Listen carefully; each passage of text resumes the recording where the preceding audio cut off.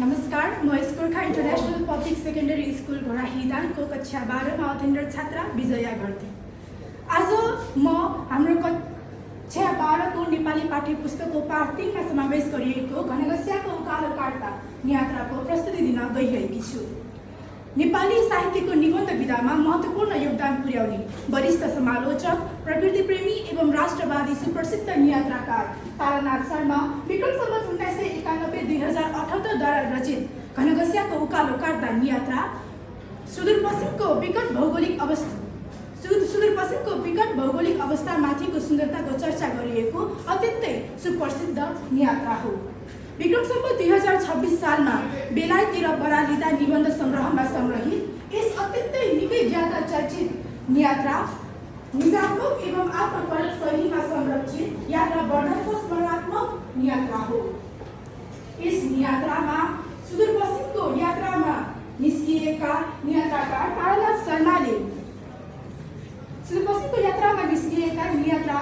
तारानाथ शर्माले टोपी खस्ने घनघस्याको उकालो चढ्ने क्रममा देखेका प्राकृतिक परिवेश एवं वातावरणको अमिट छाप घनघस्याले मानवीकरण गर्दै अत्यन्तै मार्मिक एवं सुन्दर तरिकाले प्रस्तुत गरेका छन्।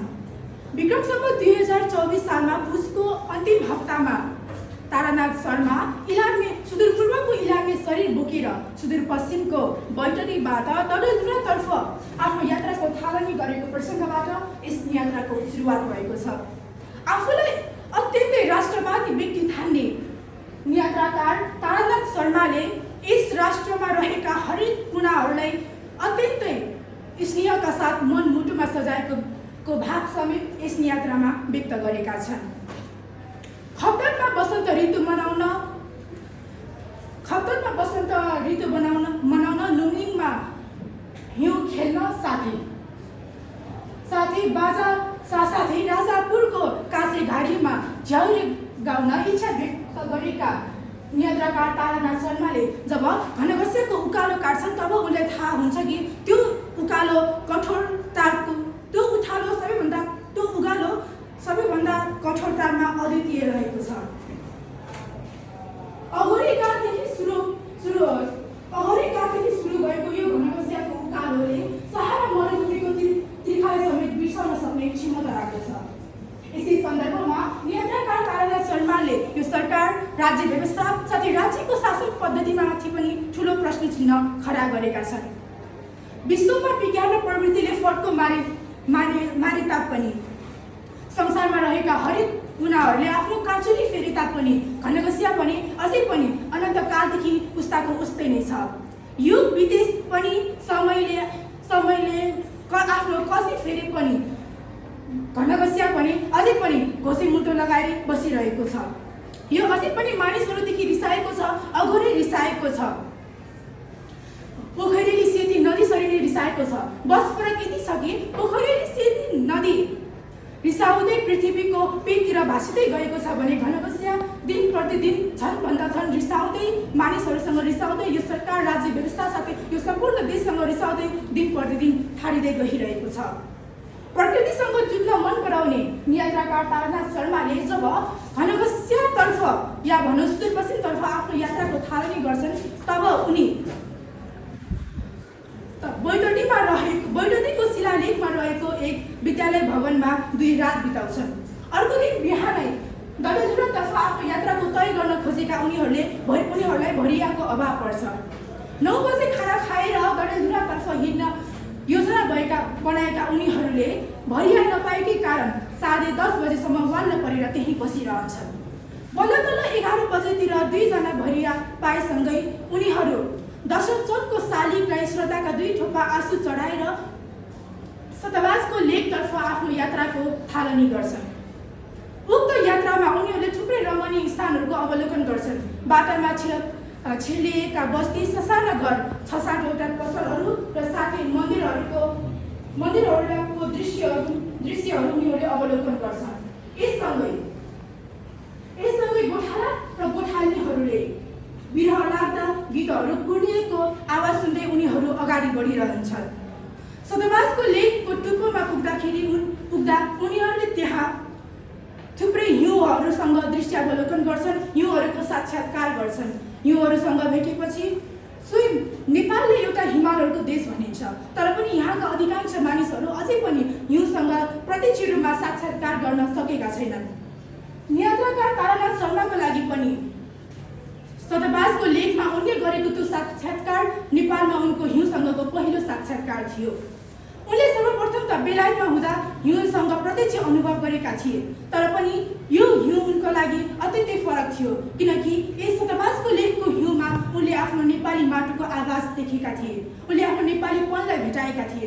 यसकारण सतपासको लेखमा रहँदा उनी आफ्नो साथी प्रेम बहादुर प्रधानसँग हिउँमा खेल्दै, हिउँहरूले हानाहान गर्दै, चिप्लिँदै लड्दै हिउँमा रमाउन थाल्छन्।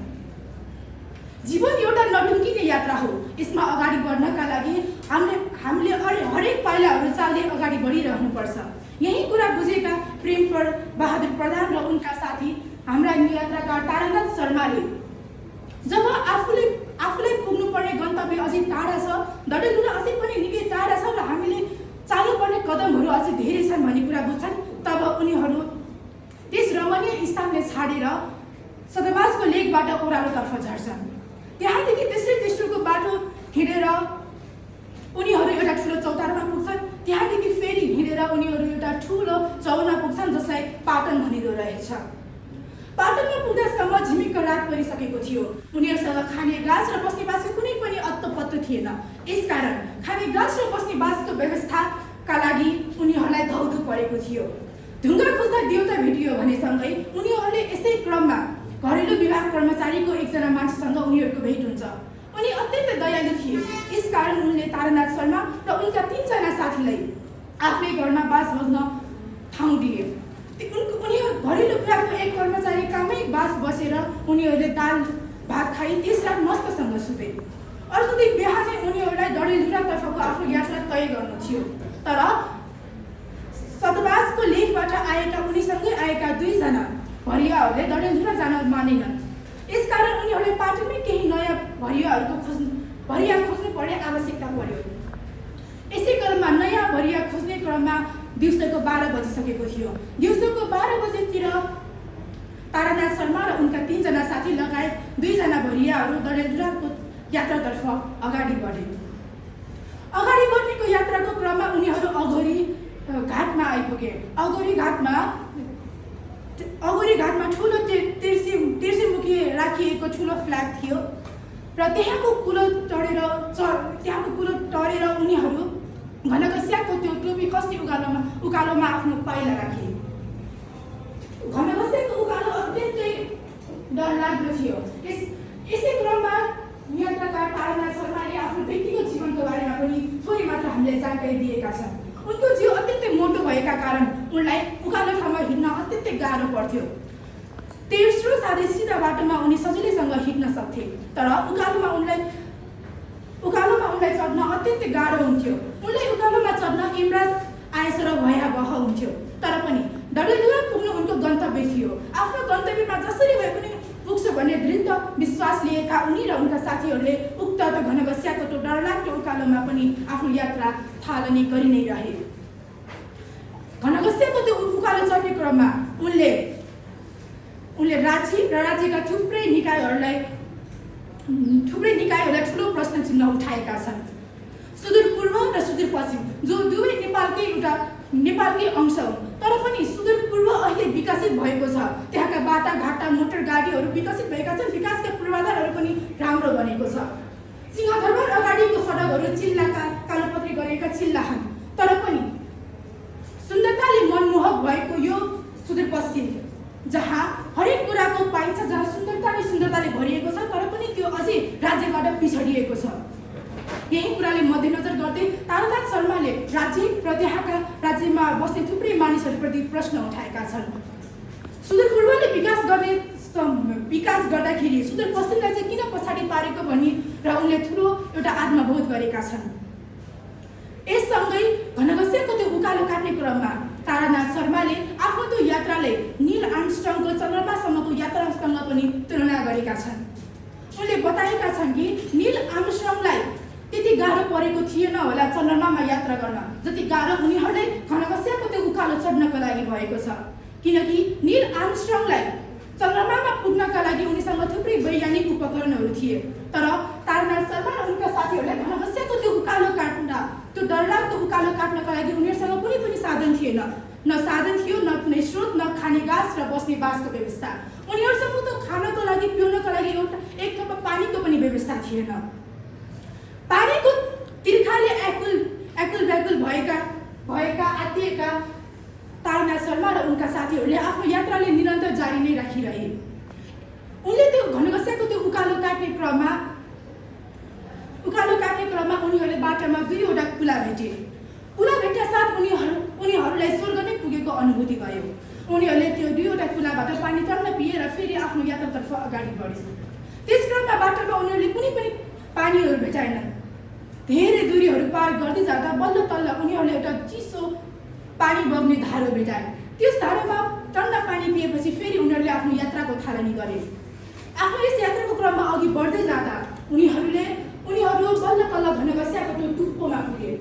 त्यहाँ पुग्दाखेरि त्यहाँको जमिनहरू जताततै हिउँले ढाकिएको थियो। त्यो करिब 3 माइल जति जमिन हिउँले ढाकिएकै कारण त्यहाँ हिँड्न अत्यन्तै गाह्रो हुन्थ्यो। त्यही हिउँमा लड्दै चिप्लिँदै खेल्दै खाली खुट्टा त्यो कठाङ्ग्रिने हिउँमा हिँड्दै उनीहरू अगाडि बढी नै रहे। उनीहरूलाई जसरी भए पनि डडेलधुरा पुग्नु थियो। डडेलधुरा पुग्नु उनीहरूको गन्तव्य थियो र उक्त गन्तव्यमा पुग्नका लागि उनीहरूले अथाह मेहनत सङ्घर्ष गरि नै रहे। यस क्रममा जब उनीहरू घनघस्याको टुप्पोमा पुगे तब पूर्वपट्टि फर्किएर हेर्दा डडेलधुरा भने कहीँ पनि देखिँदैन थियो। त्यो कुहिरोको झुमै कतै हराएको थियो।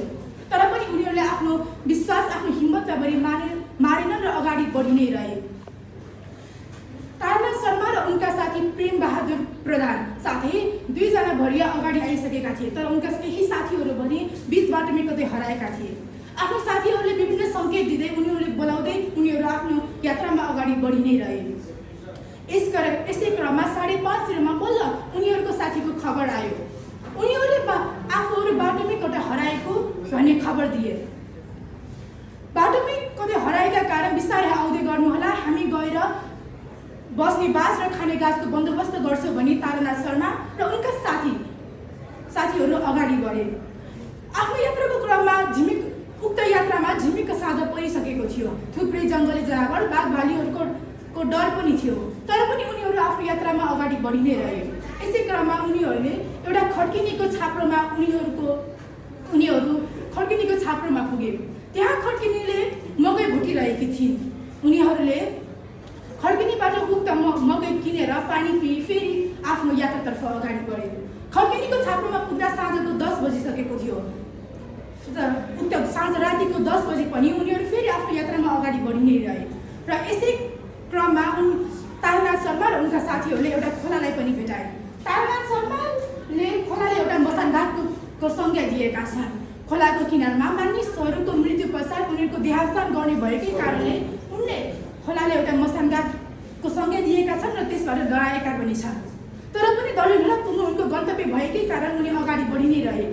रातिको 12 बजे उनी पोखरामा पुगे पश्चात त्यहाँ उनले बस्ने बास र खाने घाँसको व्यवस्था गर्नु थियो। त्यहाँका थुप्रै मानिसहरूको घर ढकढक्याए उनले, तर पनि कसैले पनि ढोका खोलेनन्। थुप्रै व्यक्तिहरूको ढोका ढकढक्याएकै कारण एउटा बुढाले भने बल्ल तल्ल ढोका खोले। तारानाथ शर्मा र उनका साथीहरूले उनी बुढा कहाँ बस्ने बास र खाने घाँसको बारेमा व्यवस्था गरे। उनी बारेमा केही मागे, तर पनि उक्त बुढाले बस्नका लागि बास दिन मानेनन्, न त खानका लागि कुनै घाँस नै दिए। उनीहरूले धेरै नै प्रयास गर्दा पनि उनी बुढाले कुनै पनि आफ्नो घरमा केही पनि सामान छैन भने केही पनि दिन मानेनन्। बरु उनकै बारीमा रहेको सुन्तलाको केही दानाहरू टिपेर तारानाथ शर्मा र उनका साथीहरूले त्यही खाए र उनी बुढाद्वारा नै सिकाइएको एउटा सानो फोहोरी भाग्न परेको छाप्रोमा गएर बास बस्ने निधो गरे। रातिको 2 बजेतिरमा आफ्नो सास मात्र बाँकी राखेर तारानाथ शर्मा र उनका साथीहरू बल्ल तल्ल उक्त स्थानमा आइपुगे। उक्त स्थानमा आइपुगे पश्चात उनीहरूले त्यस रात त्यही छाप्रोमै आफ्नो रात बिताए र अर्को दिन जसरी भए पनि डडेलधुरा पुग्ने भन्ने विश्वासका साथ त्यस रात त्यही छाप्रोमै बिताए र यससँगै यस यात्राको अन्त्य भएको छ। यस यात्रा यात्रामा तारानाथ शर्माले आफ्नो यात्रा वर्णन गरेका छन्। घनघस्याको त्यो उकालो चढ्दाखेरि उनलाई कति दुःख कष्ट परेको थियो त्यो बारेमा बताएका छन्। यससँगै उनले नेपालको थुप्रै नेपालको थुप्रै निकायहरूमा पनि प्रश्न चिन्ह खडा गरेका छन्। सुदूरपूर्वलाई विकास गर्दाखेरि सुदूरपश्चिमलाई पनि उत्तिकै विकास गर्नुपर्छ भन्ने भाव उनको यस यात्रामा देख्न सकिन्छ। धन्यवाद।